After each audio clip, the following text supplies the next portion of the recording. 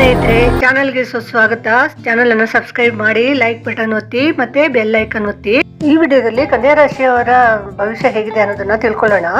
ಜನವರಿ ತಿಂಗಳಲ್ಲಿ ಕೆಲಸದಲ್ಲಿ ನೆಮ್ಮದಿ ಸ್ವಲ್ಪ ಕಡಿಮೆ ಇರುತ್ತೆ. ಮನಸ್ಸಿನಲ್ಲಿ ಯಾವಾಗಲೂ ಕ್ಲೇಶ ತುಂಬಿಕೊಂಡಿರುತ್ತೆ.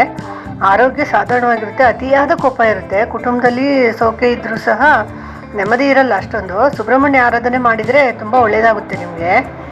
ಫೆಬ್ರವರಿ ತಿಂಗಳ ಭವಿಷ್ಯ ನೋಡೋದಾದ್ರೆ ರೋಗ ಭಯ ಕಾಡುತ್ತೆ ನಿಮ್ಗೆ. ಯಾವಾಗಲೂ ಧನಲಾಭ ದ್ರವ್ಯ ಲಾಭ ಎರಡೂ ಸಿಗುತ್ತೆ. ಆದರೂ ಆರೋಗ್ಯದ ಕಡೆ ಸ್ವಲ್ಪ ಗಮನ ಇಡಲೇಬೇಕು. ಕಾರ್ಯಸ್ಥಾನದಲ್ಲಿ ಸ್ಥಾನಪಲ್ಲಟ ಸಾಧ್ಯತೆ ಇದೆ. ಗೃಹಿಣಿಯರಿಗೆ ನೆಮ್ಮದಿ, ಸ್ವಲ್ಪ ಲಾಭನೂ ಬರ್ಬೋದು. ವ್ಯವಹಾರಗಳಲ್ಲಿ ಸ್ಥಾನಭ್ರಷ್ಟತೆ ಆಗುವ ಸಂಭವ. ಉದ್ಯೋಗಸ್ಥರಿಗೆ ಕೋಪವನ್ನು ನಿಯಂತ್ರಿಸಲೇಬೇಕಾಗುತ್ತೆ ನೀವು.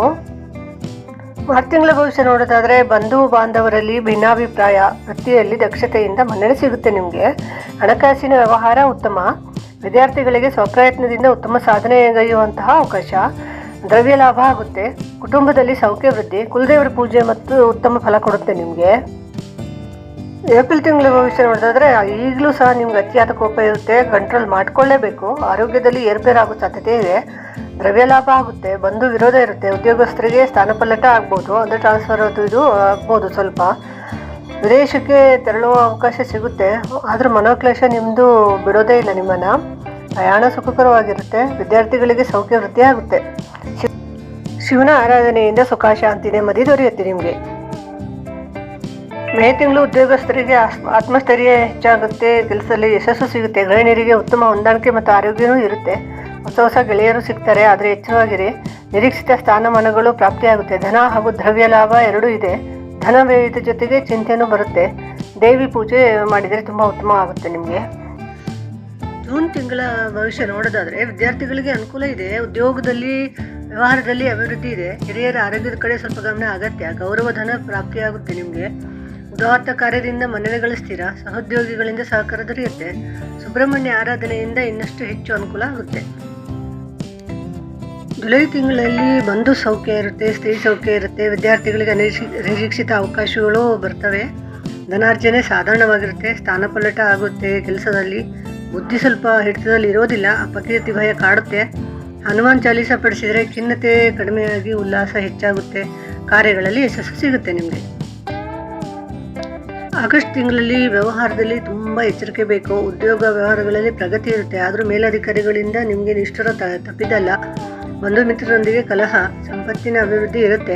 ಮಕ್ಕಳ ಪ್ರಗತಿಯಿಂದ ಸಂತೋಷ ಸಿಗುತ್ತೆ ನಿಮಗೆ. ಶಿವಾರಾಧನೆಯಿಂದ ಬಹಳ ಅನುಕೂಲ ಆಗ್ಬೋದು. ಸೆಪ್ಟೆಂಬರಲ್ಲಿ ಹಣಕಾಸಿನ ವ್ಯವಹಾರದಲ್ಲಿ ತೃಪ್ತಿ ಇರುತ್ತೆ ನಿಮಗೆ. ಉದ್ಯೋಗ ವ್ಯವಹಾರದಲ್ಲಿ ಅನುಕೂಲ.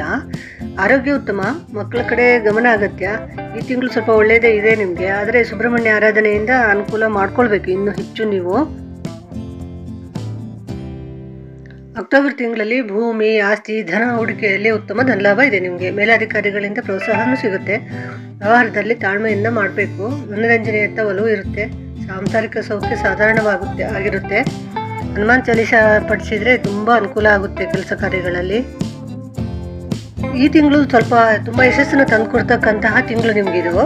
ಕುಟುಂಬದಿಂದ ಉಲ್ಲಾಸ ಉತ್ಸಾಹ ಎಲ್ಲ ಇರುತ್ತೆ. ಹಿರಿಯರ ಮಾರ್ಗದರ್ಶನವನ್ನು ಸ್ವಲ್ಪ ತೊಗೊಂಡ್ಬಿಟ್ರೆ ಕೆಲಸ ಕಾರ್ಯದಲ್ಲಿ ಅತಿ ಹೆಚ್ಚು ಸಾಫಲ್ಯವನ್ನು ಕಾಣ್ತೀರಾ. ವಿದ್ಯಾರ್ಥಿಗಳಲ್ಲಿ ಸ್ವಲ್ಪ ಪರಿಶ್ರಮ ಅಗತ್ಯ. ಗೃಹಿಣಿಯರಿಗೆ ದೈಹಿಕ ಶ್ರಮದಿಂದ ಸ್ವಲ್ಪ ಆರೋಗ್ಯ ಕೆಡುವಂತಹ ಸಂದರ್ಭಗಳು ಬರ್ಬೋದು. ಎಚ್ಚರವಾಗಿರಬೇಕು. ಹಣದ ಹರಿವು ಸಾಧಾರಣವಾಗಿರುತ್ತೆ. ಗುರುದೇವರ ಪೂಜೆಯಿಂದ ಎಲ್ಲವೂ ಸಹ ತುಂಬ ಸುಸೂತ್ರವಾಗಿ ನಡೆಯುತ್ತೆ ನಿಮಗೆ. ಡಿಸೆಂಬರ್ ತಿಂಗಳಲ್ಲಿ ಸಂಸಾರ ಸುಖ ಇದೆ. ಧನಾರ್ಜನೆ ಚೆನ್ನಾಗಿರುತ್ತೆ. ದಾಂಪತ್ಯದಲ್ಲಿಯೂ ಸುಖ ಇರುತ್ತೆ. ಉದ್ಯೋಗ ವ್ಯವಹಾರಗಳಲ್ಲಿ ಕೀರ್ತಿ ಬರುತ್ತೆ ನಿಮಗೆ.